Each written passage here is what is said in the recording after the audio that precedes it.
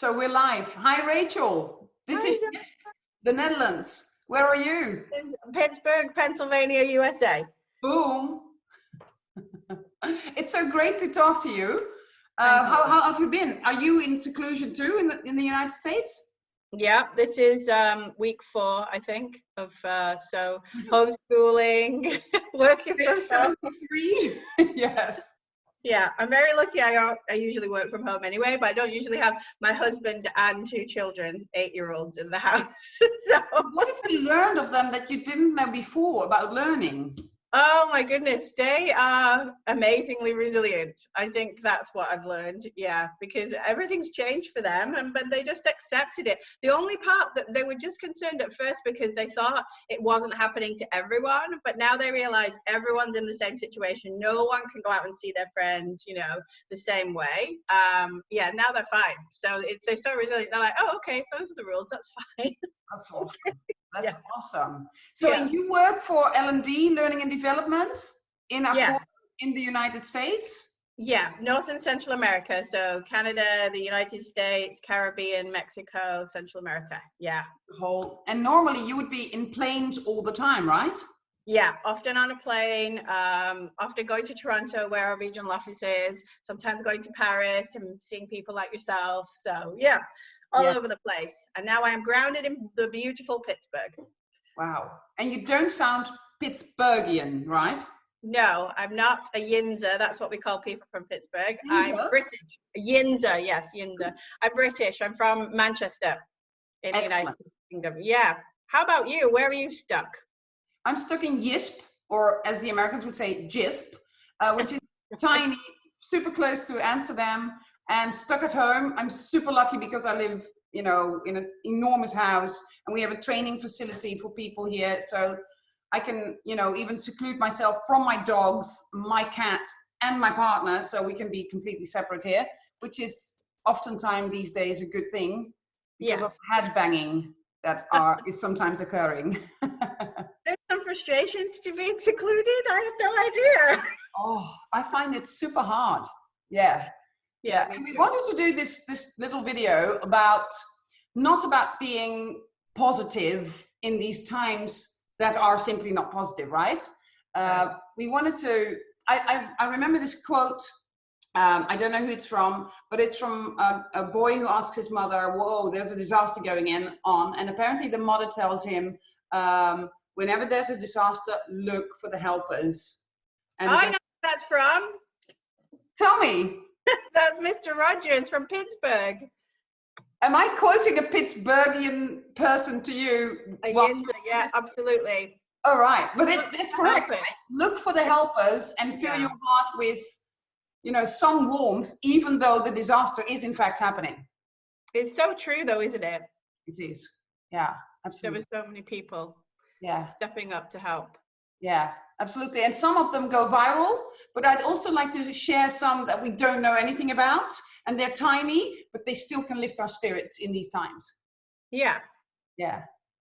Well, we've got a lot in Accor in North and Central America. I mean, a lot of the hotels, as you know, are closed or closing, unfortunately, temporarily. Which is really difficult for everybody, especially for the people who work in them. So, but a lot of our hotels are just doing an amazing job. As they were closing, they were giving care packages to our employees to ensure that they, had supplies at home. Some of the hotels are continuing to remain open on a limited basis and cooking meals for our employees, so that they can come to the hotel and eat a number of days, or making care packages, again, food to take home for people to eat. So it's just amazing to their families if they're in trouble. Oh wow. Yeah, exactly. And I'm sure you heard Accor's launched an All Heartist Fund, where they're not paying dividends this year, and they're putting that money aside to help our people and our partners. It's truly impressive that people are choosing to react that way. I mean, it could be a very different situation for a lot of people. So economics come first, money comes first, bye-bye, toodledokie, but instead they're not doing that. Yeah, and it's interesting, isn't it? Because everyone's affected. So it's not it's not discriminating, is it? Everyone's affected in some way. Yes. And some of us are luckier than others, and you know, we've all got different situations, but I don't feel like it's a competition. Often you feel like when bad things are happening, oh, that person's affected worse, or this person is, but everyone's trying to help each other out because we're all in the same boat. So 100%. Yeah, we are. Yeah. And what I also loved about, because we've worked with Accor together, me as an external and you from Accor, what I loved is also how many hotels around the globe are now showing a heart, even when they're closed, giving a heart back to the community. And that actually originated with Monica, who's one of the super transformers. And she is from Italy, Milano. And she's just awesome. She taught me that this means very good food in Italy. I love that. Yeah, I thought it would be toothache, but you know. Monica, she worked with the hotel in Milano, Linate, the Novotel there, and they created the heart. She shared it with the Super Transformer community. That's the community that's been, you know, leading being a heartist in the hotels. Yeah. And they have, I don't know how many hotels have done it now. I've seen pictures from, you know, Southern America, everywhere. It's our region. Yeah, we're all getting on board with it. It's such a great way to show the community love. Even Marriott hotels are now copying it, and I can often see people sharing the pictures. How great is this? Not knowing the origin, maybe started 4 or 5 years ago, first time in Barcelona when we did the first Heartist journey. And I love it. I just love that. And Australia is on board too. I mean, it's like global. Yeah. And sending hearts when people need it most. It's so important. I know. Did you see that amazing thing in Macedonia where the EBIS and EBIS styles, they're having to be used by the government to help people who are in quarantine? Yeah. And then some of the artists there, you know, made the people there feel very special, like they celebrated a birthday for someone who's in quarantine and can't see their family. Oh, I know. Just that's why this industry is so amazing. I know I'm biased because I work in hospitality, but yeah, but you can be biased. Our artists are just so caring. I mean, you know, imagine that, right? And you're in a horrible time and you're in quarantine and you don't get to be with your family or friends. Someone, a complete stranger who's working in a place where you're staying, just comes and you know, brightens your day. It's just wonderful. Our people are great. Yeah, and there's so much big things happening that go viral, but also the tiny things. And for example, I was celebrating my 12th year of being in business with Brain Bakery, and on the 1st of April, cheers. Of course, I didn't make any noise, but you know, being in the little bit of depressed state that I'm in, secluded at home, I knew nobody was going to notice. But still, when nobody noticed, it was kind of hard, right? But I had decided to order some cards with the colors of our company, and then you got this to send to all the, you know, people who are now, you know, looking at empty diaries and having no work for them, and send them, you know, you got this, come on, we can do it. And I ordered it from the local shop, the local printer shop. And I decided to send them one too, because they're open and still trying to support the local community, doing good. And I sent them a card and they sent me the invoice, they crossed. And on the invoice, it said, since you're doing good, we love that so much. There's a 10% reduction for you. Oh, that's so nice. They didn't need to do that. They didn't have to do that at all. I was trying to give them business. Yeah. And good for you for doing it. It's so nice to spread that around. I find it helps a lot making other people happy, because that brings me to that's a space as well. Yeah. Yeah, exactly. I know how you're dealing with it, but the phone keeps, I mean, any moment in time, you can know how many dead people. Yeah, I know. I'm not looking. You have to you have to still care, but stop looking every moment, right? Yeah, I think it's about what you focus on, what you can control, isn't it? What your circle of concern. So yeah, that's all I'm trying to do, focus on the things that I can control, ensuring the kids are okay and my neighbors are okay. And you know, sometimes we have a chat, we have to social distance, but I can go and stand at the end of someone's garden and check how they are and have a little chit chat. And I think it really helps, just keeping up that interaction. And you know, I know we have to stay away from each other, but we still need to connect with others emotionally. 100%, yeah, especially people like us who are like naturally wanting to connect. You know what I miss most? What? Hugs. What? Hugs. Hugging. Oh, yeah.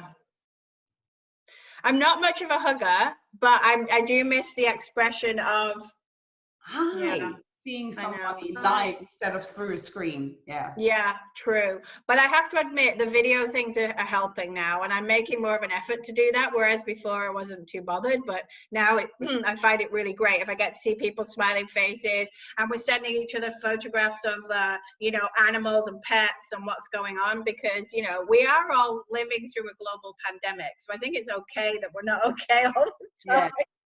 Yeah. We have to recognize that's not normal what we're doing. So yeah, it's nice to have. And then disinfecting the computer afterwards again, because you know you never know what comes through. Yeah. Yeah. Do you have any other little examples or big examples of things that people are doing in your region or your neighborhood that you? Yeah, I mean, there was a DJ over the weekend. He did a dance party for the neighborhood, so he put his music outside and he played songs and people were dancing around. I love what I've seen in some countries where they're clapping, you know, the hospital workers and the carers and, you know, the bin men and all of those things. Like, it's just really cool that people feel compelled to do nice things and to help each other out. I know so many people that are shopping for their neighbors, or you know, pooling resources, parents reaching out to each other with video chat to set up time for children to speak, because I think children have been quite negatively affected. Well, we don't realize, because kids are resilient. So you know, making sure that they keep up with their friends and have a chance to talk about Minecraft or Shopkins or whatever it is we're talking about today. TikTok. So, yeah, I think everyone's being a hero, and especially those people that are staying inside, right? Because it'd be so easy to go outside and see people and get that connection that we want. But those people that are not doing it and really taking it seriously, wow, that's just amazing. Yes, absolutely. Yeah. Absolutely. And you know, the University of Pittsburgh here is very close to developing a vaccine, and I know that that means it won't be ready in the next few months. But all those medical, you know, brains and scientists that are working on, you know, a vaccine and also an antibodies test, like, wow! And they're having to go out and do that in the community, right? We get to stay at home, which is annoying, but not that bad. But those people are getting up and leaving their families every day, and sometimes they can't go home to their families if they've been exposed. So wow, there's so many acts of courage that people are displaying. It's amazing. Absolutely. And what I love also is that our post people keep telling us that so many people are ordering things for other people. I mean, Holland is like a flower country. So apparently the couple of businesses that are doing good are the flower companies, because they are, you know, people are ordering flowers for each other. You know, I can't come, but I can send you flowers. That's lovely. Yeah. I wish I was there. I love tulips. Yes. Yeah, it's tulip season. Next year, maybe, if we can travel again. Yeah, well, that's what'll happen, right? It's going to pass, and then we will travel, and then we'll be like, oh, remember that year that was terrible, and we got through it, and we learned a few things. So I saw an interesting thing about what, you know, everyone's in a hurry to rush back to being normal, but what should we rush back to that's normal? You know, should we rush back to doing things the same way we did before? It's interesting.